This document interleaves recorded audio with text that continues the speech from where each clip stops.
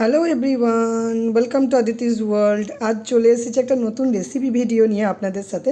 আজ বানাবো পনিরের একটা স্পেশাল রেসিপি, যার জন্য এখানে প্রথমেই দেখিয়ে নিচ্ছি পনিরগুলো পিস পিস করে কেটে নিয়েছি, ত্রিকোণা করে, কখনো চৌকো করে। আর ক্যাপসিকামগুলো ট্রাই করেছি ত্রিকোণা ত্রিকোণা করে কাটার এইভাবে। পেঁয়াজটাকেও ডুমো ডুমো করে কেটে নিয়েছি। পেঁয়াজ আপনারা স্কিপ করতে পারেন যদি না খেতে চান, কোনো ব্যাপার নেই। আচ্ছা, আদাগুলো কেটেছি জুলিয়ান করে। আদাগুলো আমি রান্নায় প্রথমেই দেব না, আমি এখানে একটা পেস্ট বানাবো, যার মধ্যে আগের দিন রাত থেকে এই যে কাজু আর আমন্ডগুলো ভিজিয়ে দিয়েছিলাম, এর মধ্যে একটু পোস্ত, একটু সাদা তিল আর চারমগজ দিয়েছি, আর দিয়েছি টমেটো। এখন দেব হচ্ছে এইটা আদাগুলো, কেটে রাখা আদাটা। এটা দিয়ে একটা ফাইন পেস্ট তৈরি করব। এই যে এখানে একটা ফাইন পেস্ট এই যে তৈরি করে নিলাম। এবার কড়াইয়ে তেল দিয়েছি, সাদা তেল। তেল দিয়ে কড়াইয়ের তেলটা ভালোভাবে গরম করতে হবে। আপনারা চাইলে বাটার দিয়েও রান্নাটা করতে পারেন, আমি বাটার স্কিপ করেছি। এবার এখানে যে পনিরগুলো কেটে রেখে দিয়েছিলাম, এটার মধ্যে অল্প করে নুন মাখাবো। পনিরটা ভেজে নিয়ে তারপর আমরা গরম জলের মধ্যে দেব। কারণ অনেকে দেখেছি যে পনির, আগেও যেমন আমিও করতাম, পনিরকে প্রথমে গরম জলে ডুবিয়ে রেখে তারপর ভাজতাম। বাট আমি এখন দেখছি যদি ভেজে নিয়ে তারপর জলে দিই তাতেও স্পঞ্জি হয়ে যায়, কোনো প্রবলেম হয় না। আর নুনটা খুব কম পরিমাণে দিলেই হবে। আর না দিলে, যদি নুন না দিতে চান তাহলেও এমনি নর্মাল ভেজে নিলেও হবে। এটার মধ্যে শুকনো লঙ্কার গুঁড়োও দিয়ে দিলেও যায়, আমি দিচ্ছি না কারণ আমার মেয়ে খাবে, তো এটা স্কিপ করলাম। লঙ্কাটা আর ঝালটা নিজেদের ওপর। আমি যে ফাইন পেস্টটা বানিয়েছি সেটার মধ্যেও এই যে পেস্টটা বানিয়েছি এটার মধ্যে আপনারা কাঁচা লঙ্কা দিয়ে পেস্ট করে নিতে পারেন। তো চলুন, কড়াইয়ের তেলটা মোটামুটি গরম হয়ে গেছে, ভালোভাবে এটা চারিদিক দিয়ে করে নিই, নইলে তলায় পনিরগুলো আটকে যাবে। তো এখানে অল্প অল্প করে পনিরগুলো দিয়ে দেবো এটার মধ্যে। এপিট ওপিট করে পনিরগুলো ভালোভাবে ভেজে নেওয়াটা দরকার। তো খুব বেশিক্ষণ না ভাজাই ভালো, একটু একটু করে ভেজে নেব।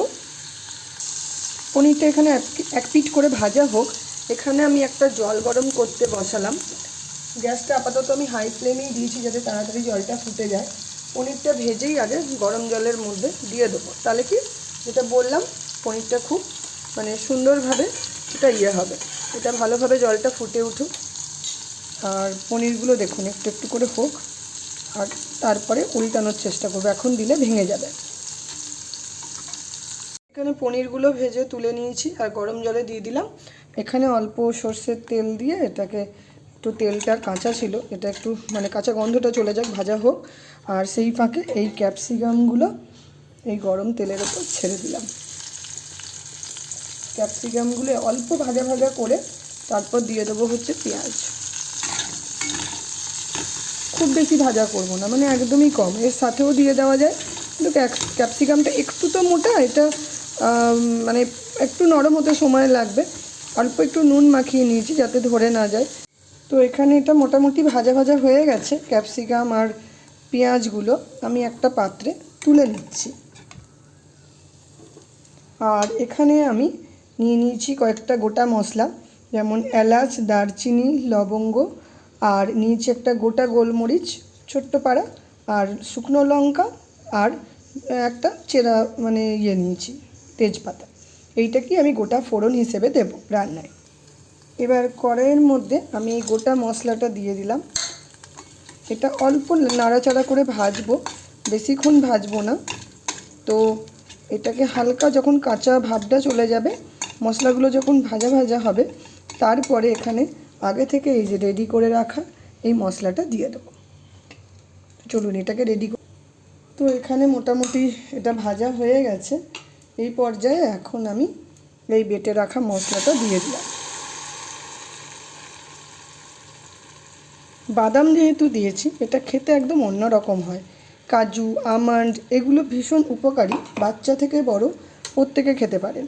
পনির আপনারা বাড়িতেও রেডি করে নিতে পারেন। আজ আমি মার্কেট থেকে আনা পনির করেছিলাম, অন্য একদিন দেখাবো দুধ থেকে পনির কীভাবে বানানো হয়।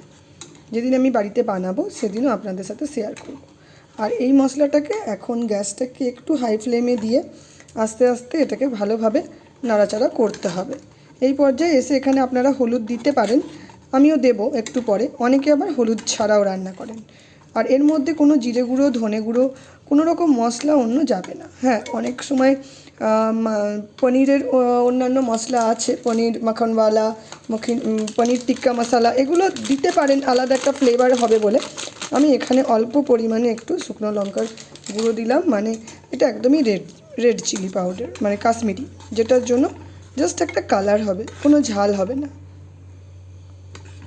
আর পেস্টটা তো বুঝতে পারছেন, এরকম একটা থিক পেস্ট বানাবেন। তাহলে আর জলের পরিমাণ যতটা পারবেন কম দেবেন, তাহলে কি এই মশলাটা কষতে সময় কম লাগবে। এখানে মশলাটা মানে কষতে থাকুক।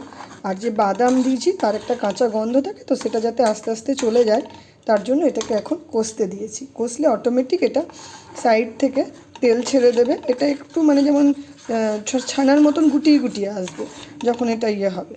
তো এটা এখনও হতে সময় লাগবে। তার ফাঁকে চলুন, এখানে একটু মানে ঈষদুষ্ণ গরম দুধ নিয়েছি। আর এখানে আমি দেবো এই যে সুহানার পনির মাখনওয়ালা মশলা মিক্স। তো এটা আমার খুব পছন্দের বলতে পারেন। এখানে পনির মাখনওয়ালা মশলা আর দুধ দিয়ে ভালোভাবে এটাকে একটু মানে মিক্স করে নিতে হবে। আর যখন এই মশলাটা কষে যাবে তখন এই মিশ্রণটা মেশাবো।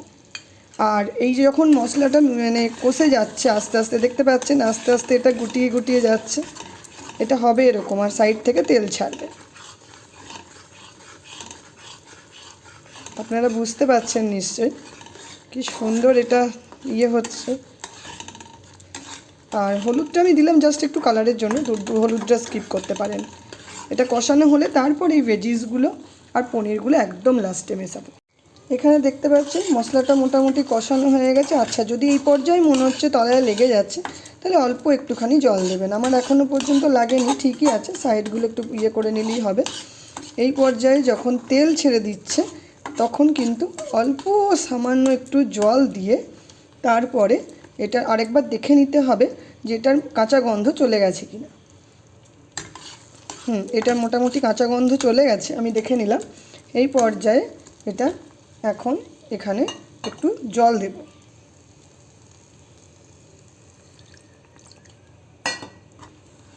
জলটা দিয়ে আরও কিছুক্ষণ এটাকে ফোটাতে হবে।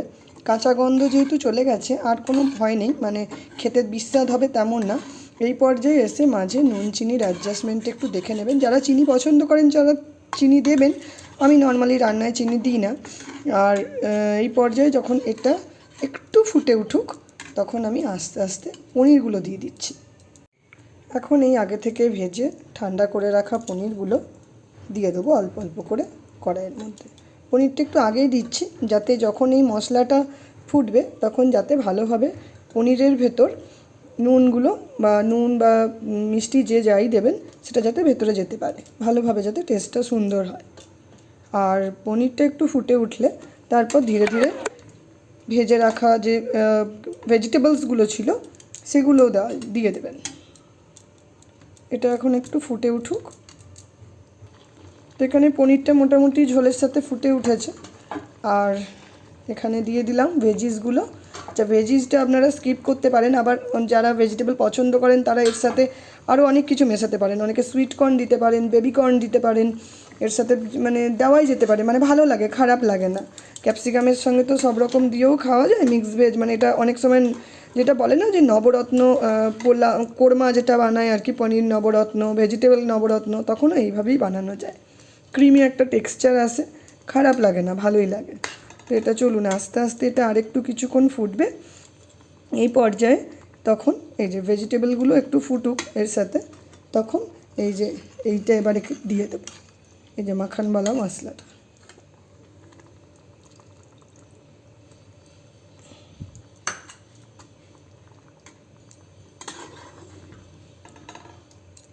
এখন আর কিচ্ছু করব না, এটা এখন ঢাকা দিয়ে আস্তে আস্তে যেটার মধ্যে নিয়েছিলাম এই থালাটাই ঢাকা দিয়ে দিলাম। এটা এখন ফুটুক আস্তে আস্তে। গ্যাসটা এখানে লো টু মিডিয়াম দিলাম। ফিরে এলাম মিনিট 20 পরে, সমস্ত রান্নাটা রেডি হয়ে গেছে। আমি এখানে দিয়ে দেবো হচ্ছে কসুরি মেথি ওপর থেকে। যার কাছে কসুরি মেথি থাকবে না তারা ধনেপাতাও দিয়ে দিতে পারেন, সেটা একটু অন্যরকম খেতে হবে। বাট কসুরি মেথি দিলে, যেহেতু কাজু আর আমন্ড দিয়ে বানানো, তো এটার একটা আলাদা ফ্লেভার চলে আসে কসুরি মেথি দিলে। তো রান্না রেডি। এবার এটা গ্যাস থেকে এখন নামাচ্ছি না, ঢাকা দিয়ে মিনিট 20-25 এটাকে এইভাবেই রেখে দিতে হবে। আর একটু কিছুক্ষণ ফুটিয়ে নেব। হয়ে গেল এরকম পনিরের স্পেশাল একটা রেসিপি। আপনারাই নাম দিয়ে দিন কি দেবেন, আমি আর নতুন করে কিছু নাম দিলাম না। যদি আপনাদের ভালো লাগে তাহলে প্লিজ লাইক, শেয়ার এবং সাবস্ক্রাইব করবেন। আজকের মতন বাই।